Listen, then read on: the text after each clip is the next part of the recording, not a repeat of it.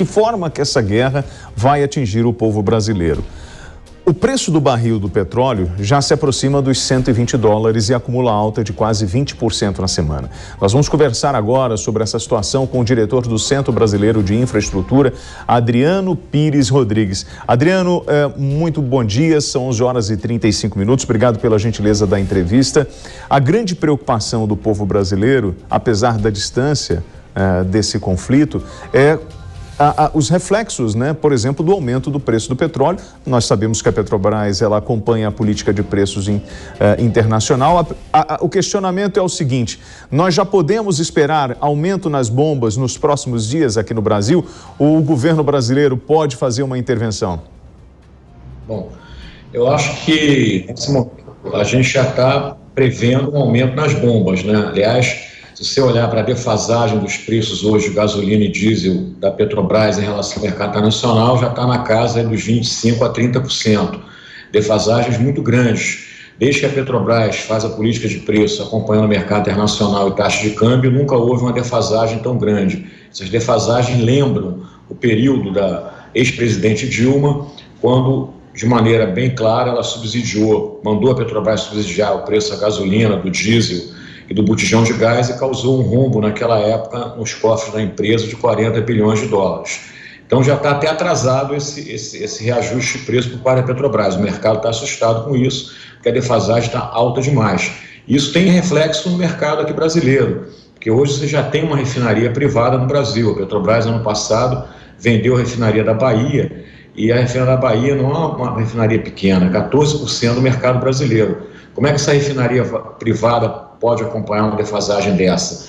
O investidor vai se sentir aí enganado e dificilmente outros investidores vão querer comprar refinarias da Petrobras. Tem outro aspecto também importante, que é a questão da importação. Hoje 30% mais ou menos do consumo brasileiro de derivados é importado. E quem vai importar, privado vai importar, se o preço aqui dentro está muito mais barato que o mercado internacional. A Petrobras vai arcar com esse prejuízo, ou a gente já começa a tomar um risco de desabastecimento em função dessa diferença, dessa defasagem.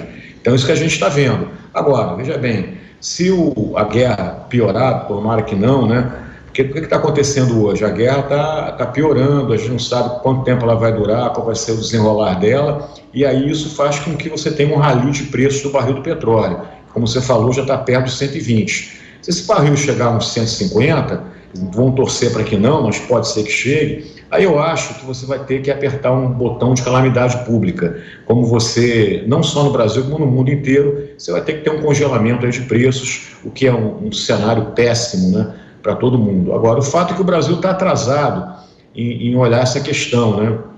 A gente tem o preço do barril alto, não é de agora, mesmo antes do início da guerra, o preço do barril já estava aí na casa de $90, $93, né? Ano passado também o preço da gasolina, do diesel, do botijão cresceu muito e a gente não elaborou, né, o governo, o Congresso Nacional, políticas públicas para enfrentar esse tipo de problema. Porque o que não dá é para a gente ter retrocesso e voltar a intervir no preço da Petrobras, como foi feito no governo do PT, né, que causou aquele prejuízo enorme à empresa. Agora, também não dá para repassar para o consumidor essa volatilidade gigante, ainda mais uma volatilidade determinada por uma guerra como essa que está acontecendo entre a Rússia e a Ucrânia. Agora, cadê as políticas de preços? Cadê as políticas públicas? Não estão vindo. Acho que o governo já está atrasado, a gente tem que elaborar a política pública, criar um fundo. Esse fundo de estabilização já está sendo debatido faz tempo e não sai do papel. A gente perdeu a oportunidade lá no início de 2020, quando o petróleo estava a $20, de criar esse fundo de estabilização. Não criamos. Cadê políticas sociais para enfrentar esse barril a mais de $100? Vamos deixar as passagens de ônibus de transporte vão aumentar? Não vamos dar um auxílio para o caminhoneiro autônomo? Não vamos aumentar a participação de famílias no auxílio gás, que foi criado no passado, mas que só atende 4, 5 milhões de famílias? Tem muita coisa para fazer, o que não dá é para ficar de braço cruzado. Mas vamos lá, né? O Brasil está de férias no Carnaval, o Congresso volta só dia 8, terça-feira que vem, e certamente essa discussão vai pautar o Congresso, né, que está lá com 2 PECs e 2 projetos de lei. Vamos torcer para que se faça alguma coisa, porque não dá, volto a dizer, para ficar de braço cruzado como a gente está nesse momento. Adriano, é claro que a gente está vivendo um momento que ninguém esperava, como foi o caso da pandemia, e nós percebemos uma certa movimentação por parte do Ministério da Economia em tentar criar esses gatilhos ou esses mecanismos para diminuir essas desigualdades, como, por exemplo, você citou o auxílio gás, e até debater esse tipo de assunto. O grande problema hoje é a pauta das eleições, é a preocupação hoje do político brasileiro em se reeleger, e ele não está nem aí para o planejamento e de como ele vai conduzir a população? Olha, eu acho que o Ministério da Economia, ele não tem ajudado, né? Que o Ministério da Economia, tudo que se fala, quando se fala de criar fundo, de estabilização de preços, quando se fala de criar políticas sociais, né, o Ministério da Economia tem sempre se colocado contra, né? Até teve uma PEC apresentada no Senado, né, que propunha programas sociais, como eu falei anteriormente, e o Ministério chamou a PEC de uma maneira até deseducada com o Congresso Nacional de PEC kamikaze. Eu acho que kamikaze é não fazer nada nesse momento, é ficar de braço cruzado. E realmente um ano de eleição não é um ano ideal para você tomar essas medidas. O que eu falei anteriormente, a gente já devia ter tomado essas medidas de criar políticas públicas para tentar atenuar esses aumentos de preço do próprio câmbio que houve no ano passado há muito tempo, mas não se fez isso. Petróleo, ele sempre é assim, é uma mercadoria volátil, um produto volátil, ele vai a 100, depois volta a 50, vai a 20, depois volta a 80. Agora, nesse momento, a gente tem duas coisas. Você está tendo a pressão econômica, o fato é que a oferta de petróleo está crescendo menos que a demanda. Por quê? Porque você teve uma retomada do crescimento econômico depois que as vacinas vieram, né? Os ambientalistas demonizaram em excesso combustível fóssil, então você não teve grandes investimentos nos últimos 5, 6 anos para aumentar a produção de petróleo e de gás natural, e os preços explodiram. Aí vem a guerra agora da Rússia com a Ucrânia, que é a cereja no bolo, que envolve um país como a Rússia, que é o segundo maior exportador de petróleo do mundo e o primeiro exportador de gás natural do mundo. Então esse é o cenário que a gente está vivendo. Então realmente não é um momento propício, né, para se tomar medidas importantes para conter esse avanço dos preços, né? Por quê? Estamos em guerra, petróleo está mais de 100 dólares, câmbio voltou a subir acima de 5 e é ano de eleição. Mas a gente não escolhe os momentos. O fato é que o governo precisa, com urgência, fazer alguma coisa. Aliás, governos de outros países na Europa, por exemplo, já está dando subsídio, fazendo política social em relação ao gás natural, né? Porque você está no inverno no hemisfério norte, a gente sabe, tem acompanhado aí, que a Europa hoje é refém do gás russo, praticamente 40%, 50% do gás consumido na Europa vem da Rússia, e o preço subiu mais ainda que o barril do petróleo. Então, a França, Portugal, a Espanha já estão fazendo políticas sociais para que as pessoas de baixa renda nesses países consigam pagar a sua conta e não morram de frio. E o Brasil, me parece que está atrasado, né? A gente não está entendendo, acho que o movimento que está acontecendo lá fora, e da mesma maneira que se criou aquele auxílio dos R$600 na pandemia, a gente está precisando criar um auxílio agora, porque é um outro movimento tão grave para as pessoas do que como foi aquele momento aí da pandemia. Olha, a hora certa na PAN são 11 horas e 43 minutos. Adriano, eu estou aqui com o Alessandro Azzoni, que é economista e advogado internacional. E ontem nós chegamos a comentar aqui na PAN que quem vai pagar essa conta é o pobre, é o primeiro a sentir a pancada, né, dessa economia ou dessa mudança no cenário econômico. E para minha surpresa, eu até conversava aqui, né, o Alessandro, sobre a movimentação. A Bolsa fechou na sexta-feira, a gente tinha expectativa para a abertura da Bolsa e de repente nós não tivemos uma grande surpresa, porque na verdade parece que o dinheiro está vindo para cá. As pessoas deixaram de investir na Rússia e vamos investir no Brasil, no México, buscaram alternativas, é isso? Então, assim, alguém está ganhando dinheiro nesse jogo? Sim, tem. O mercado de investidor, ele busca aversão ao risco, ele sai de economias que estão com riscos, né, como o mercado europeu, própria questão do dinheiro russo, o fluxo que estava aplicado nas economias russas, acabam migrando para países como o nosso, porque está com uma taxa de juros alta, com uma Selic com títulos do governo. Então o governo prepara agora uma questão de isenção para esses investimentos entrarem no Brasil, Ele, analisando no primeiro momento, ele é um investimento que vem para aplicação de juros, então ele não vai trazer um investimento de longo prazo, mas ele traz um grande alívio para a economia, que é justamente aumentar a liquidez de dólares na economia, que faz com que a taxa de juros caia. Isso suaviza a questão das paridades internacionais. Então, lembrando que nós estávamos a 5,60 antes dos primeiros movimentos de conflito, e quando houve essa questão dos primeiros passos para o conflito, houve um aumento muito grande de investimentos estrangeiros, que acabou quase, assim, um dia antes da invasão, nós chegamos a 4,99 o dólar, e depois subiu a 5,11 no dia subsequente à invasão. Então, esse fluxo de capital faz com que aumente a liquidez cambial aqui dentro, e isso faz com que tenha uma oferta muito maior de dólares do que compradores, e isso vai suavizar esse impacto que a gente poderá sofrer. Mas ainda, bem como nós estamos falando da questão do preço do barril, quem vai pagar a conta, na verdade, é uma cadeia geral. Essa sanção econômica, eu senti que todas as sanções econômicas impostas para a Rússia, elas foram muito cautelosas, assim, muito com medo, porque assim, mesmo as europeias podem ter um risco inflacionário por causa do aumento do gás e o aumento da energia elétrica. Isso vai me conter o meu avanço que eu preciso crescer pós-pandemia, ficou agora com chance de estagnação e voltar no processo recessivo. Os Estados Unidos também, eu senti... Eu peço um segundo, porque nós vamos receber toda a rede. Atenção, Rede Jovem Pan, são 11 horas e 46 minutos, estamos de volta para toda a rede. Estamos com a fala do Alessandro Azzoni, economista e advogado internacional. Estamos também aqui no linkado o Adriano Pires Rodrigues, ele que é diretor do Centro Brasileiro de Infraestrutura, e temos de forma remota o Paulo Pozonov. Eu passo então para você, Alessandro Zanoni, sobre essas observações que você está falando das sanções da ONU e também do preço do petróleo. Eu te passo 30 segundos.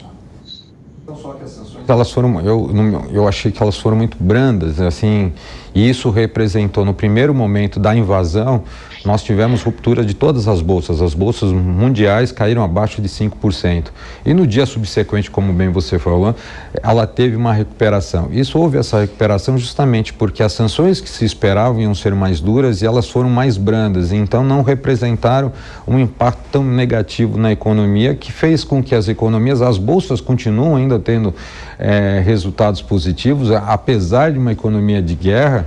Nós estamos tendo resultados positivos. Nós temos as questões das commodities que estão crescendo, o preço, isso vai alavancar o agronegócio de uma certa forma por causa do aumento de preço. Isso vai impactar no preço das famílias para os alimentos, e também o preço do combustível vai impactar em toda a logística de distribuição de produtos e também para a questão da energia elétrica brasileira. Bom, o Paulo Pozonov está querendo fazer um questionamento. Adriano, o nosso comentarista Paulo Pozonov recebe a palavra. Bom dia, Adriano. Bem, eu estava aqui escutando, o senhor falar sobre a possibilidade até de um congelamento aí internacional do preço do preço do petróleo. Aí eu estava pensando aqui que a gente vive um cenário bem complicado, quase uma tempestade perfeita que a gente vive no Brasil.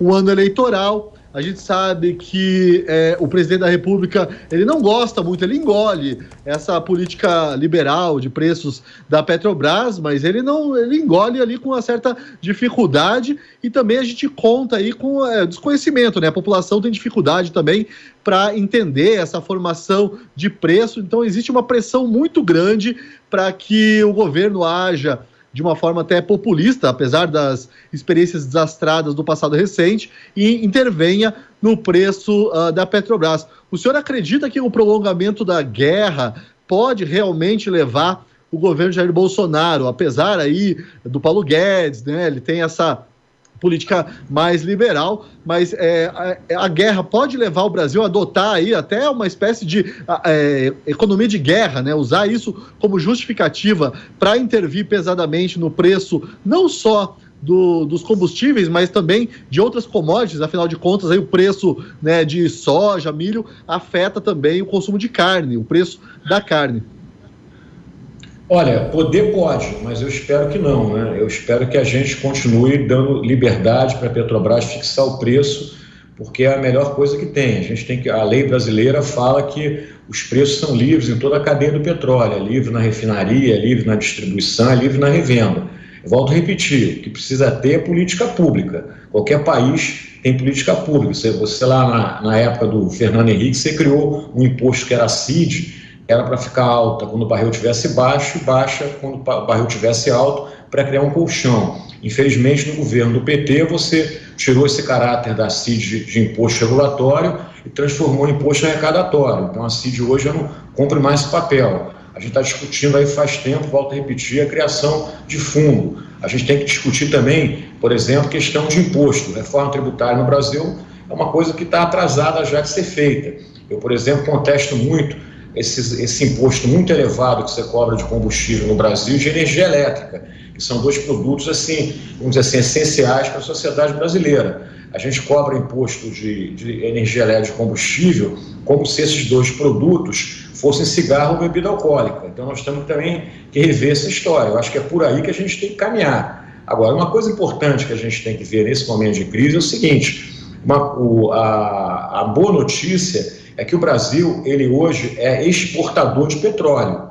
Lá no segundo choque, quando o preço do barril dobrou e quando a inflação veio forte, como está vendo agora, eu sempre até falo, aquele cenário do 79, do segundo choque, que foi feito também por causa de uma guerra, a entrada do Khomeini no Irã, também causou uma inflação gigante, como está causando agora, e depois um choque de juros feito na época pelo Fed americano. Acho que o cenário está muito parecido agora em 2022, mas naquela época a gente importava 80% do petróleo que consumia. Agora não, agora nós somos exportadores. Ano passado a gente exportou 1.200.000 barris dia. O maior exportador da América Latina hoje é o Brasil. Então, preço alto de barril não é tão ruim para nós, é até bom, porque a gente não faz mais parte do time dos importadores. Agora, entre aspas, o Brasil faz parte da OPEP, né? Então, a gente tem que usar essa arrecadação que a gente está tendo hoje, em função do aumento do preço do barril, de maneira criativa, para o quê? Para criar o fundo, para criar políticas sociais. É isso que a gente tem que fazer e que a gente está demorando a fazer. Entendeu? Por quê? Porque a gente tem muito dogma fiscalista no Brasil que não entende que a gente hoje, por exemplo, está num momento excepcional e para momentos excepcionais tem que ter políticas excepcionais. Quer dizer, quando eu estou falando de botar dinheiro no fundo agora, criar um fundo, fazer programa social, não é para sempre. O preço do barril, como eu já disse aqui, ele é volátil. Quer dizer, o grande problema do petróleo é como você lidar com essa volatilidade, que não é de agora. Se você pegar uma curva dos últimos 100 anos, você vai ver a volatilidade do preço do barril sempre foi enorme. E continua uma guerra como essa, piora mais ainda. Né? Porque a gente está na guerra volto a repetir, com um país que é o segundo maior exportador de petróleo do mundo. Mas o Brasil também está numa situação muito mais cômoda. A gente até hoje, como país exportador, não deveria reclamar de barril alto. É bom para nós barril alto, porque a gente arrecada mais dinheiro. Barril alto é ruim para quem? Para quem importa, para quem é importador, como a maioria dos países da Europa, a França, Portugal, Espanha. Agora, o problema todo é que a gente não está tendo, quer dizer, não está sabendo usar essa arrecadação excepcional. Ano passado foi coisa de 100 bilhões de reais no setor de óleo e gás, deu lá para o Tesouro Nacional, para, nesses momentos específicos, como está vendo agora, criar políticas públicas e sociais adequadas. Agora, volto a te repetir, eu torço para que não se vá para uma intervenção de preço na Petrobras, que a gente já viu que sempre que ocorreu isso, foi um desastre para o país. E outra coisa, Petrobras, é bom sempre alertar, ela não é uma estatal, é uma empresa de capital misto, ela tem acionistas privados. Eu não posso usar o dinheiro do acionista privado para fazer política. Se o governo quer fazer política, ou qualquer governo com a Petrobras, ele tem que fechar o capital da empresa e transformar a Petrobras na PDVSA. A gente viu o que aconteceu com a PDVSA. Gasolina barata, diesel barato, quebrou a empresa. Eu acho que não é isso que a gente quer. A gente não quer um modelo PDVSA no Brasil. A gente quer um modelo americano, europeu, onde os preços acompanham o mercado internacional. O diretor do Centro Brasileiro de Infraestrutura, Adriano Pires Rodrigues. Adriano, obrigado pela gentileza do bate-papo aqui na Jovem Pan News. Eu que te agradeço e uma boa tarde a todos. Para todos nós.